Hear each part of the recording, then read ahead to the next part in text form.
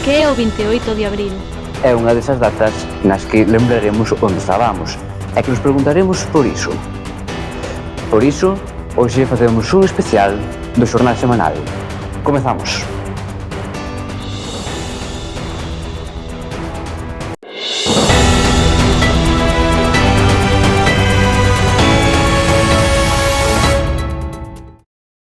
Era luns 28 de abril de 2025, ás 12:33 do mediodía, para ser exactos.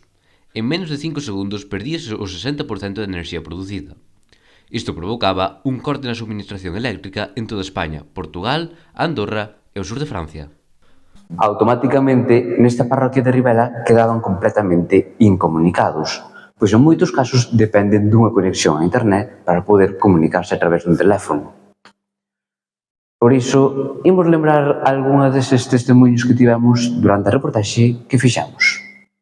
Lo que es el servicio de internet, la verdad es que es un servicio que bueno, nos saca del apuro, pero desde luego está muy lejos de tener los estándares de calidad que serían necesarios en cuanto a velocidad para poder trabajar de una forma normal.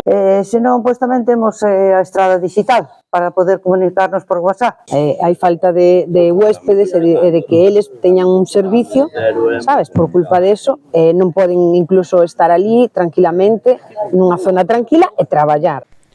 Os veciños cos que pudemos falar coinciden nas dificultades que tiveron para poder comunicarse. Aseguran que en moitos casos algúns achegáronse ata a estrada só para poder empregar o seu dispositivo móvil.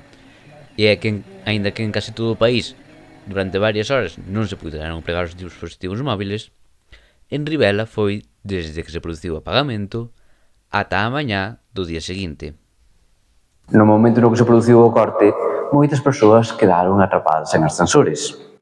De feito, Emerxencias tivo que rescatar a 3. Ademais, a ausencia de electricidade e de datos móviles fixo que moita xente saíra á rúa, algo que beneficiou aos comercios que puderon seguir abertos. Ao principio con moita incertidumbre, porque non sabíamos a que hora iba a chegar a luz, entonces estivemos abertos pola mañá, e bueno, había xente ao largo do día, do transcurso do día vimos que a xente iba vindo, cada vez había máis xente, bueno, ao final pois isto foi unha revolución importante porque estivemos abertos hasta as 11 da noite e acabamos con todo. A verdade é que temos arriba 5 frigoríficos, abaixo 3, aguantaron estupendamente a bebida fría, a caña tamén se servía fría, hasta que aguantou o gas, porque eso vai conectado a unha máquina que vai a corriente, e a xente ao ver que tiñamos pois bebida fría, pois empezou a vir aquí, empezamos a sacar mesas na terraza e bueno, hasta que non podemos máis. E a tarde, si, xa foi toda unha locura entre radios, linternas e pilas. E ao final, si, acabáronse todas as radios, acabáronse casi todas as pilas, a última hora tamén a xente xa buscaba powerbanks pos teléfonos que estaban quedando sin batería, e si, e as linternas tamén se acabaron a media tarde, si, ao final, porque tampouco tes unha previsión moi grande, son produtos que si se vende, pero que non a ese ritmo. Facendo tickets á man, para o día da nai, que regalos, despois xente que puido vir ese día, que outro día tiña que traballar, e como non tiñan luz nin nada, viñeron ese día, a xente tiña que pagar en efectivo, e nada, moi ben, pechei ás 8:30 como todos os días, e houve xente. Bueno, pues estuvimos a oscuras, la cafetera no iba, el lavavajillas tampoco y las neveras pues se desconectaron obviamente. La gente se empezó a poner en la terraza y bueno, las 3 mesas que teníamos ahí, bueno 4 contando la que estaba medio dentro, se llenaron todas. Y nada, por la tarde el jefe puso un generador de energía con un foco e pues toda a parte de delante por lo menos se llenou. Isto non foi bo para todos. De feito, algúns comercios tiveron que pechar. Escoitamos a valoración que nos fan algúns dos comerciantes que se viron afectados. Pois supoño que como todo o mundo un pouco sorprendidos e tal, porque, bueno, empezamos a... Eu teño fillas en Barcelona, en Bilbao, entón xa me dixeron que era en toda España, pero por outro lado foi un día especial, diferente, e casi veu ben, non? Desconectarse de todas estas trapalladas Bueno, tuvemos pechados, evidentemente, pero bueno, eu esperemos que non volva a ocurrir, pero bueno, son cousas que pasan. Bueno, pois vivímolo con sorpresa porque estábamos traballando de feito cos ordenadores e de repente foise todo, pensamos que era algo local, non era local, e despois nada, intentamos abrir pola tarde en vista de que a luz non viña nin nada, pois decidimos cerrar sobre as 6 ou así e tomalo con relax, coa confianza de que volveríamos á normalidade en algún momento. Os medios de comunicación tamén nos vimos afectados. Radio Estrada tivo que deixar de emitir. As edicións locais non puderon sair adiante e no Xornal da Estrada non podíamos acceder á nosa web, por lo que optamos por facer unha cobertura minuto a minuto na nosa canle de WhatsApp. Non fomos os únicos, tamén o Concello da Estrada viuse gravemente afectado. Así nos contaba Gonzalo Louzao. Bueno, pois paralizounos prácticamente na súa totalidade. Nas primeiras horas do apagón, pois aínda existía a telefonía, parece ser que pois as empresas de telefonía pois teñen uns acumuladores de enerxía que fixo que puderamos seguir funcionando de forma telefónica, a pesar de que todo está bastante relacionado coa rede.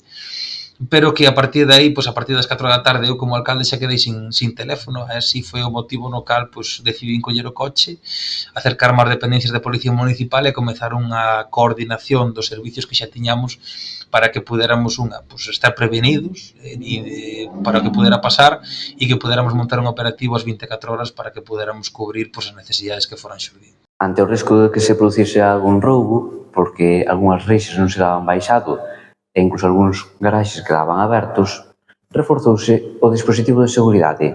Escoitamos a Gonzalo Louzao. Ademais de poñerse a disposición das forzas e corpos de seguridade do Estado, pois foi facer unha evaluación ante a incerteza, buscar seguridade. O que fixemos foi lanzarnos á rúa, primeiro facer unha reunión casi podemos decir así, domiciliaria, que nos buscamos sobre todo pois a xefatura da Policía Municipal, tamén a coordinación das emerxencias, que nos buscamos para reunirnos e tomar decisións e foron pois ampliar os servicios, duplicar os servicios que tiñamos, duplicar as patrullas da Policía Municipal, ampliar as 24 horas a Policía Municipal para que nunha situación de a oscuridade total, pois que as luces dos coches da Policía Municipal pois fixeran de faro, de guía, para que puderan encontrar tanto a seguridade como tamén a necesidade de comunicarse cas emerxencias co 112 porque eles contaban sí con emisora e tamén pois coordinarse coa Garda Civil para que tivera pois unha implantación en todo o territorio e cos medios que xa tiñan previstos que puderamos cubrir pois todo o noso territorio.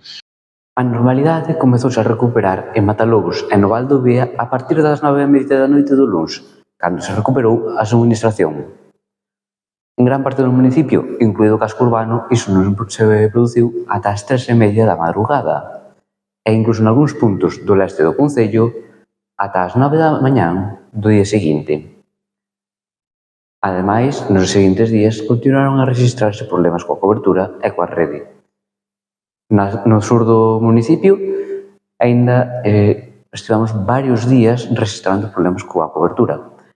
No casco urbano, unha avaría na rede do operador neutro Lintia deixou a varios veciños de diferentes compañías sen conexión a internet. Mentras, continúa a investigarse cales foron as causas deste apagamento histórico. Sobre a mesa continúan as posibilidades dun erro humano ou da intervención humana ou dun erro técnico. O que se sabe ata agora é que a causa estivo en as oscilacións do sistema producidas en menos de 2 segundos, que provocaron que se foran desconectando as diferentes centrais. A orixe posiblemente estivo na fotovoltaica de Extremadura. O ocorrido foi tan intenso que superou todos os cortalumes e que desactivou a conexión con Francia. Ademais, é coñecido que 5.000 dos 15.000 megawatts que se apreceron estabanse exportando a Francia, polo que podían ter regresado a España.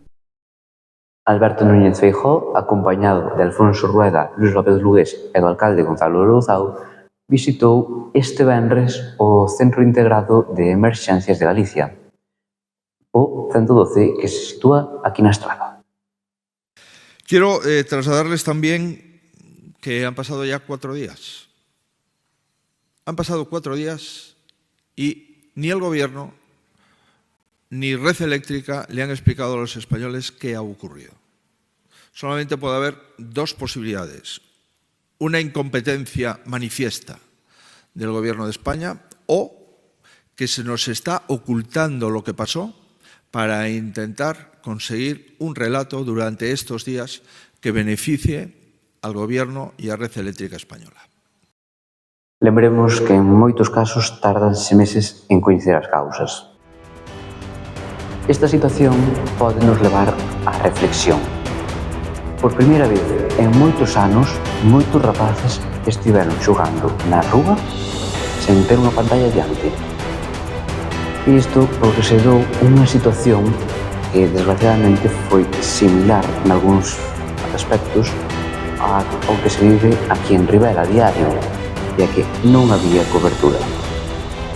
Por iso, quizás isto sexa o momento de reflexionar e, como supoño que poucos quererán vivir todos os días en cobertura, comezar a actuar e que se instale aquí unha rede que les permita poder chamar incluso ao 112 desde calquera punto da parroquia. Nós contaremosles todo o que pase nesta parroquia e en todo o concello. Moitas grazas por estar aí. Vemos.